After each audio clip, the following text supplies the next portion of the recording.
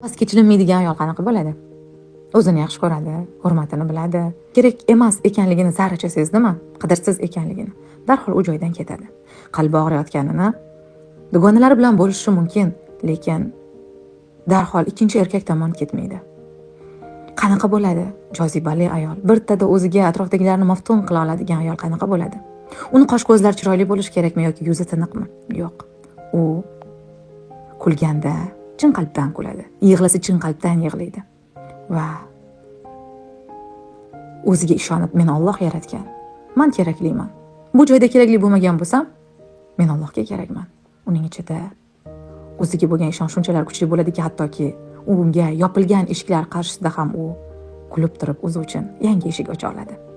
Yangi eshik ochish qobiliyati bor bo'lgan ayol, o'zi uchun har doim yangi yo'llarni topa olgan ayol kerakli, jozibali va voz kechilmas ayol bo'ladi.